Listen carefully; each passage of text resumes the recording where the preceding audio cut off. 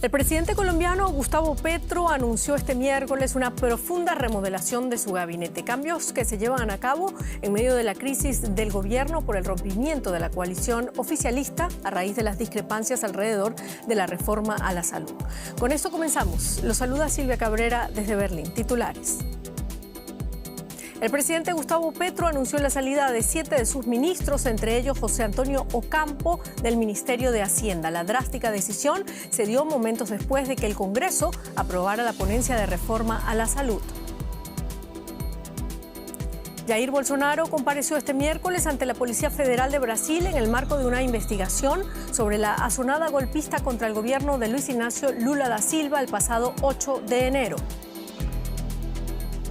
Y los presidentes de China y Ucrania hablaron por teléfono 1 año y 2 meses después del inicio de la guerra de Ucrania. Volodymyr Zelensky confía en que la conversación dé un impulso a las relaciones con China. Se prevé que una delegación china visite a Kiev.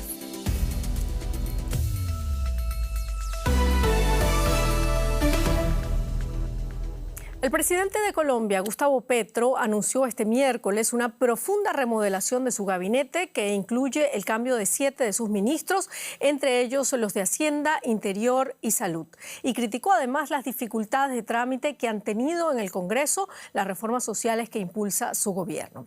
La demanda presidencial conlleva una nueva reforma de su gabinete ministerial tras la salida en febrero pasado de los entonces ministros de Educación, Cultura y Deporte. Petro reacciona así ante la negativa de los partidos conservador, liberal y de la U, que se han negado a respaldar la reforma del sistema sanitario que defiende el presidente y que este martes fue aprobada en su primer trámite por la Comisión Séptima de la Cámara de Representantes. Y vamos ahora directamente a Colombia para más información con la periodista Alexandra Correa. Alexandra, Petro pidió la renuncia de todo su gabinete y ya ha nombrado sustitutos. ¿Quiénes son y a qué se debe esa decisión? Bueno, Silvia, el presidente Gustavo Petro dio a conocer nuevos nombres de su gabinete, efectivamente tras pedir la renuncia protocolaria de sus ministros. El cambio que quizás más sorprendió fue el del Ministerio de Hacienda, pues decidió cambiar a José Antonio Ocampo, una de las fichas que le daba confianza a los mercados y a los inversionistas internacionales por su prestigio afuera del país y su experiencia, y quien jugaba un papel clave en credibilidad y control en la atmósfera política y opositora aquí en el país. Ahora su nuevo ministro en esta cartera tan importante y tan crucial es quien fuera el presidente de la Banca de Desarrollo Territorial Findeter, exsecretario de Hacienda Distrital, profesor pensionado de la Universidad Nacional y quien fuera además el principal asesor económico de la campaña de Gustavo Petro. Bonilla era uno de los más cercanos asesores del presidente desde cuando era alcalde de Bogotá. Ya los mercados reaccionan en negativo, Silvia, a esta importante decisión, quizás es la cartera más crucial del gobierno de Petro, aunque hay que recordar que algunos mercados ya están cerrados.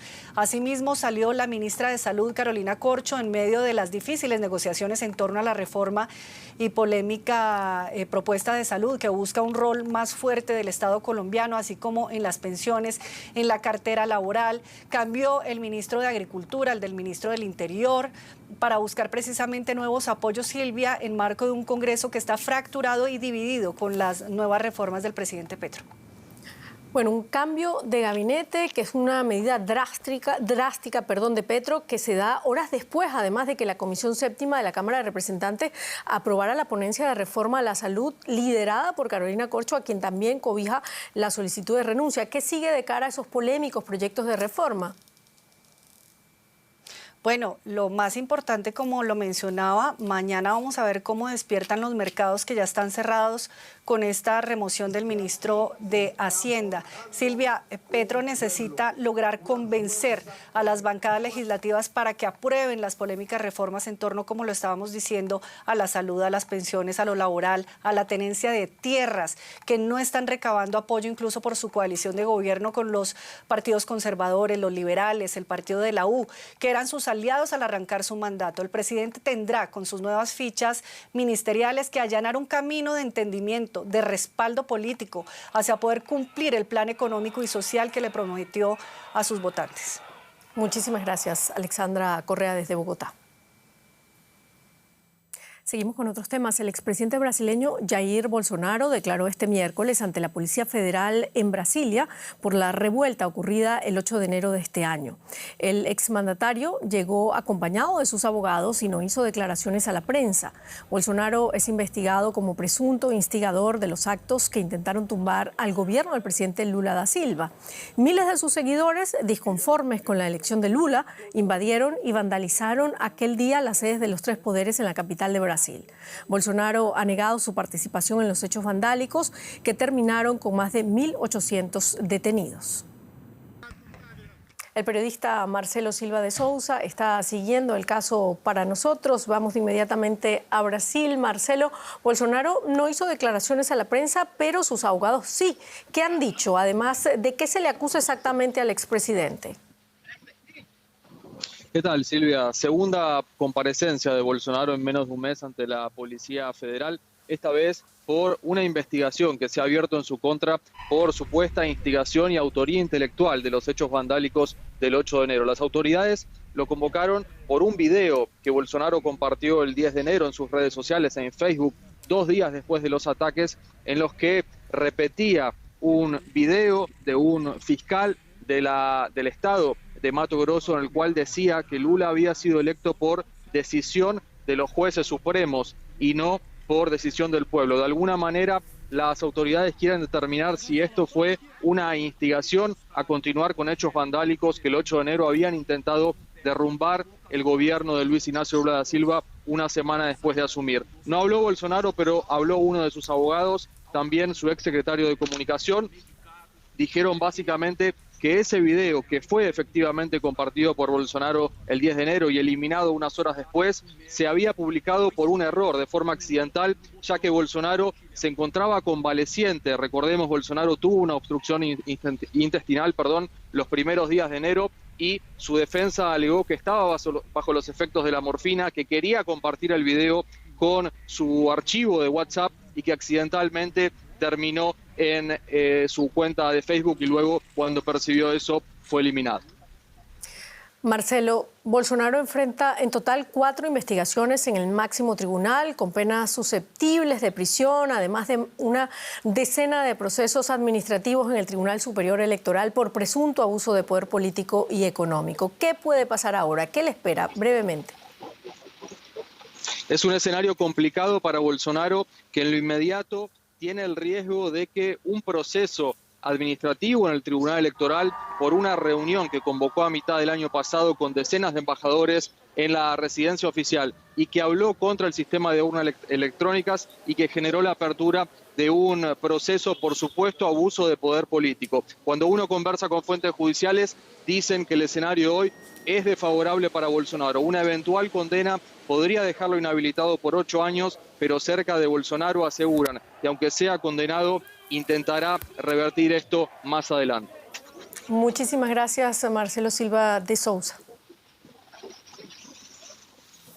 Y en Perú, la presidenta Dina Boluarte se pronunció hace poco sobre el informe de Human Rights Watch divulgado este miércoles que denuncia la posible complicidad del gobierno peruano en abusos durante las protestas antigubernamentales que azotaron al país entre diciembre y febrero pasado. Boluarte aseguró que las muertes producidas durante esas manifestaciones están siendo investigadas y que se están dando todas las facilidades al Ministerio Público para que pueda ejercer su trabajo de manera independiente.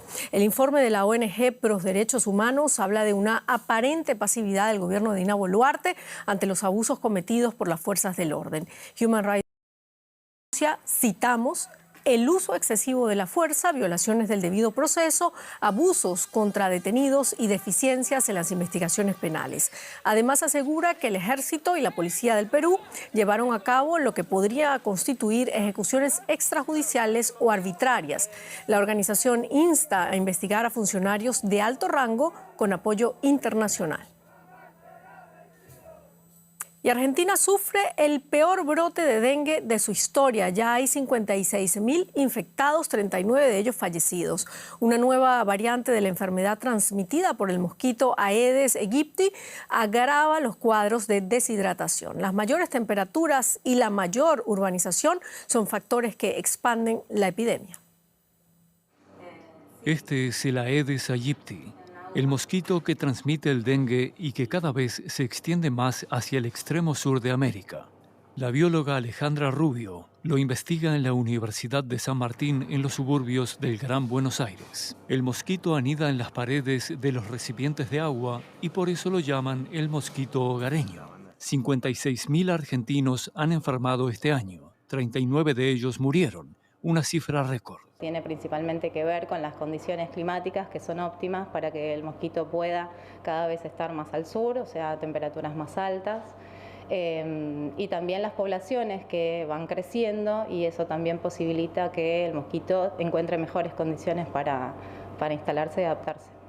Hasta hace unos días, uno de los afectados fue Nahuel Prado, humorista de la radio y la televisión de Argentina. No sabe dónde estaba cuando le picó el mosquito. Tampoco le quedó roncha, pero padeció durante 6 días jaqueca, dolor en las articulaciones, fatiga y pérdida del apetito. Solo ahora puede reírse de la experiencia.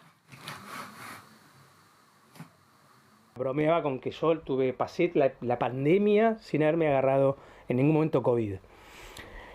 Así que me tocó el dengue. La gente me decía, bueno, por lo menos puedes estar todo el día en la cama tranquilo. Es que estaba todo el día en la cama sintiéndome mal, aplastado. Yo hacía el chiste curiosamente como un mosquito. Paola Caro es la directora médica de una compañía de emergencias. Nunca antes, como este año, tuvo que enviar ambulancias a atender pacientes con dengue. Aunque todos los casos se resolvieron sin traslados, recetando mucha hidratación y paracetamol. Pero si el Aedes aegypti pica 2 veces, puede ser grave. Hay muchos pacientes que llegan con shock hipovolémico por el sangrado, terminan en terapia intensiva, la mayoría, con medidas de sostén, que son la hidratación endovenosa, con plasma, con ringerlatato. Algunos pueden terminar por un distrés respiratorios en ARM, con respiración artificial. En el Ministerio de Salud de Argentina, el subsecretario Juan Manuel Castelli advierte que el cambio hacia un clima más cálido tornará más frecuentes los brotes de dengue. Cuenta que turistas contrajeron en el sudeste asiático la llamada variante cosmopolita y al volver fueron picados por mosquitos que a su vez la diseminaron aquí. Pudiera tener más vinculación con lo que es los eventos de deshidratación, con que la gente tenga mayor dificultad para hidratarse. Y eso puede aumentar, por supuesto, la cantidad de internados. Hay una característica, la mayor parte de los casos, o sea, el 95% de los casos no se internan, son formas leves que van a la casa. La clave es la prevención, y por eso la bióloga Rubio llama a vaciar recipientes con agua. También se recomienda el uso de repelentes y tules, todo sea para evitar al peligroso Aedes aegypti. Aquí en el campus de la Universidad de San Martín, como en tantos lugares al aire libre, las personas temen ser picadas por el mosquito, pero el mosquito del dengue anida sobre todo en recipientes con agua en los hogares y por eso la enfermedad se expande tan rápido. Y el presidente de Ucrania, Volodymyr Zelensky, conversó este miércoles por primera vez desde el inicio de la guerra con el presidente chino Xi Jinping. Para Zelensky se trató de una larga y significativa charla telefónica. Al parecer, Xi afirmó allí que el diálogo y la negociación son la única salida al conflicto. El presidente chino defendió la integridad territorial de Ucrania y aseguró que Pekín no observará el conflicto desde lejos, esperando obtener beneficios, ni echará más leña al fuego. Xi designó además un representante especial con el fin de llevar a cabo una comunicación profunda con todas las partes sobre una solución política a la crisis. China es considerado un potencial actor clave para lograr la paz debido a su estrecha relación con Rusia. 2 asuntos le han echado en cara a China desde que se presentara como mediadora imparcial en la guerra de Ucrania, que no condenara la invasión rusa y que no mantuviera un diálogo con Kiev. El segundo problema ha sido resuelto hoy por Xi Jinping y Volodymyr Zelensky con una conversación telefónica de casi 1 hora. La primera en 14 meses de guerra. Según la versión china, Xi le habría comunicado lo que ya ha dicho en otras ocasiones, que China es un país neutral en el conflicto, que busca la paz y que a esta solo se llegará a través del diálogo y las negociaciones. También le aclaró Xi que el respeto a la soberanía e integridad territorial es la base de las relaciones bilaterales, algo que puede ser entendido como una crítica a la invasión rusa. También tuvo, por último, un mensaje hacia Estados Unidos Unidos. Dijo que China nunca se mantendrá ociosa, que no arrojará gasolina al fuego y que no sacará provecho de la guerra. Más allá de la palabrería, Xi también anunció los próximos pasos de la ofensiva diplomática. Enviará a su representante especial de asuntos euroasiáticos a Ucrania y otros países para iniciar las negociaciones. No se saben las fechas, sí que se sabe de quién se trata. Es el antiguo embajador chino en Rusia, estuvo ahí 10 años y recibió la medalla de la amistad de Vladimir Putin. China ya presentó un plan de paz de 12 puntos que exigía el alto el fuego inmediato sin condiciones previas. Tanto Washington como Bruselas lo desecharon al estimarlo como parcial. Aludieron precisamente a la falta de diálogo entre Pekín y Kiev. Y las bajas diarias entre las filas rusas han disminuido alrededor de un 30% este mes. Esto según los servicios de inteligencia británicos, que atribuyen esta reducción al fin de la ofensiva de invierno de Moscú. Estas imágenes que ven ahora, publicadas por el Ministerio de Defensa ruso, presuntamente muestran a unidades de artillería apoyando operaciones terrestres en Bakhmut. La ciudad del este de Ucrania ha sido, como recordamos, el centro de los combates durante meses, sin que ninguna de las partes haya logrado avances territoriales significativos. A pesar del estancamiento actual, cientos de miles de ucranianos han sido llamados a filas. Un equipo de DW viajó al frente del Donbass a principios de este mes para averiguar cómo es la vida en las trincheras para los soldados ucranianos de reemplazo, a menudo bajo fuego constante. La primavera convierte las tierras nevadas en barro, dificultando la marcha. El bosque parece vacío, pero está lleno de soldados al acecho. Debemos hablar bajo, los rusos están cerca. Iván y su amigo se encuentran en la línea del frente. Con los árboles sin hojas se sienten más expuestos, pero al menos ven a las tropas rusas cuando se acercan. Pronto estarán más camuflados, aunque también el enemigo. Lo peor son estos momentos de calma, ya que esto podría deberse a que los rusos se están acercando a pie hacia nosotros. Me pone muy nervioso. Cuando nos disparan, al menos sabemos que no están viniendo hacia acá. Iván se quedará aquí 2 días y 2 noches. Parece poco tiempo, pero es intenso y agotador. 2 horas de guardia, después 2 horas para dormir, después guardia de nuevo. Aguantan gracias a las bolsas térmicas y bebidas energéticas. Este es nuestro dormitorio de 4 estrellas, aquel el de 3. Aún lo estamos mejorando. En nuestro primer día las bombas impactaron a unos 30 metros. Todo tembló. Como cientos de miles de ucranianos, Iván nunca había manejado un fusil antes de la invasión rusa. Los soldados de reemplazo como él deben aprender rápido. Hay que mantener una actitud positiva y no desanimarse, si no, no durarás mucho. Aquí no podemos llamar a nuestras mamás para que nos vengan a recoger. Este es el refugio principal, una cueva hecha mediante detonaciones en una ladera. Es cálida, seca y transmite una sensación de seguridad. Tras el constante estrés en las trincheras, los soldados pueden descansar aquí. Todos recibimos dibujos de niños como este. Nadie los tiraría jamás. Los guardamos todos. Este es de un niño ucraniano que ha huido de Alemania. Venía con una carta en la que nos agradecía nuestra labor de protegerlos.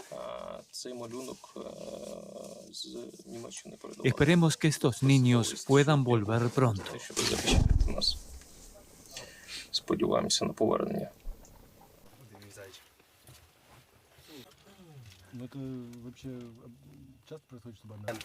El año pasado, justo al principio de la guerra, descubrimos que mi mujer estaba embarazada. Fui padre durante la guerra.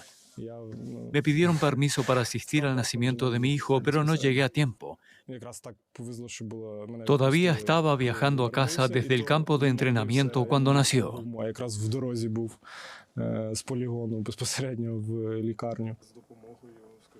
Muchos soldados ucranianos afirman luchar contra los rusos para que sus hijos no tengan que hacerlo.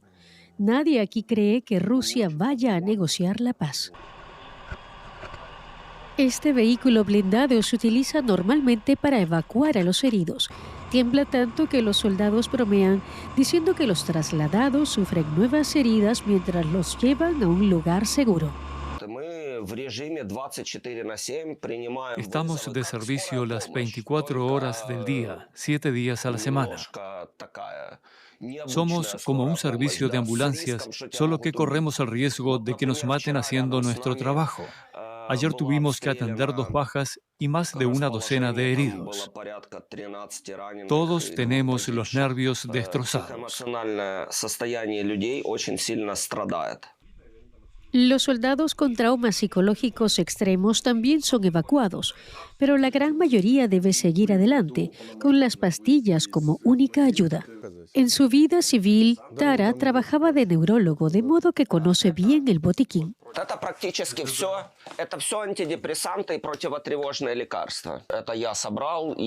Estos son antidepresivos y ansiolíticos. Yo mismo los reúno y los reparto a quien los necesite. Lo único que podemos hacer es tratar los síntomas. El mejor tratamiento para la ansiedad, la depresión y los trastornos inducidos por estrés es evitar sus desencadenantes, lo que resulta imposible en tiempos de guerra. Así que les receto unas pastillas a todos.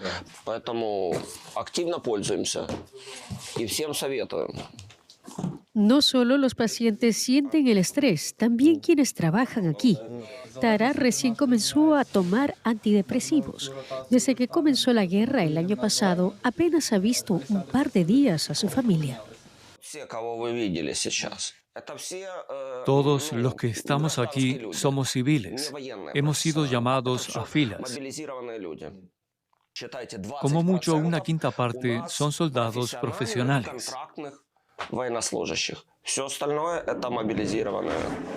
Esos son disparos nuestros, no se preocupen.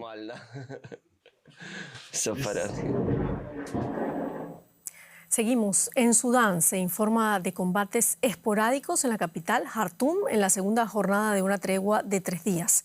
Miles de habitantes de esa ciudad han huido a los países vecinos. Alemania ha evacuado a unas 700 personas, entre ellas alrededor de 200 nacionales. Así lo han hecho también varios otros países occidentales. Desde el 15 de abril, 2 generales se disputan el control del país, echando por los suelos las esperanzas de una transición democrática. Hasta ahora se habla de más de 500 muertos y más de 4.000 heridos a causa de los combates, pero además crece el temor a una crisis humanitaria. Los diplomáticos advierten de que un conflicto prolongado en Sudán podría desestabilizar aún más una región ya de por sí inestable.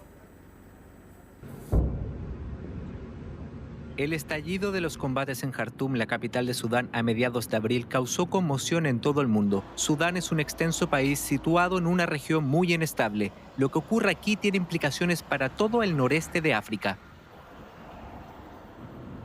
Sudán tiene fronteras con 7 países. Todos ellos han sufrido disturbios, guerras o revoluciones en los últimos años. Casi todos siguen sumidos en sus conflictos internos. El secretario general de la ONU ha advertido que toda la región podría desestabilizarse aún más. Cientos de miles de refugiados sudaneses podrían llegar ahora también a algunos de esos países. Pero ¿quiénes son los grandes actores regionales que intentan influir en los acontecimientos en esta zona? En primer lugar, Egipto. El vecino del norte de Sudán está sometido a un régimen militar que tiene profundos vínculos con el ejército sudanés, que está comandado por el general Abdel Fattah al-Burhan, uno de los 2 bandos en esta guerra. Aquí aparece reuniéndose con el presidente egipcio al-Sisi a finales del año pasado. Pero la posición de Egipto es difícil. Depende en gran medida de las inversiones de los Emiratos Árabes Unidos, otro peso pesado en la región.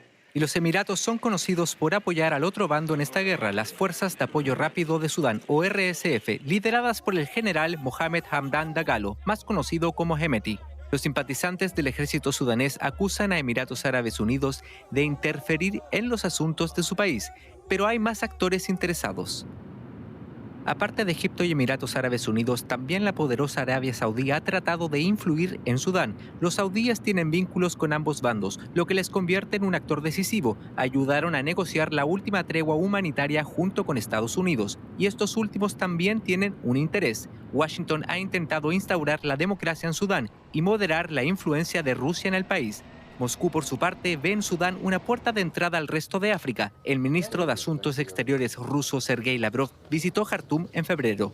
Rusia desea construir una base naval en Puerto Sudán para obtener un acceso estratégico al Mar Rojo. El grupo de mercenarios rusos Wagner, que ahora está muy presente en la guerra de Ucrania, también estuvo activo durante años en Sudán. Está acusado de contrabando de oro sudanés. El líder de Wagner, Yevgeny Prigozhin, niega tener combatientes en Sudán. Sin embargo, según informes no verificados, Wagner suministra armas al bando de RSF. La ONU ha instado a todos los miembros del Consejo de Seguridad a ejercer su influencia para calmar las aguas en ambos bandos. Por ahora, la mayoría de los actores están cumpliendo con esa labor apaciguadora. Pero si el conflicto se prolonga, esto podría cambiar, ya que la mayoría de ellos compiten por expandir su influencia en esta región tan inestable.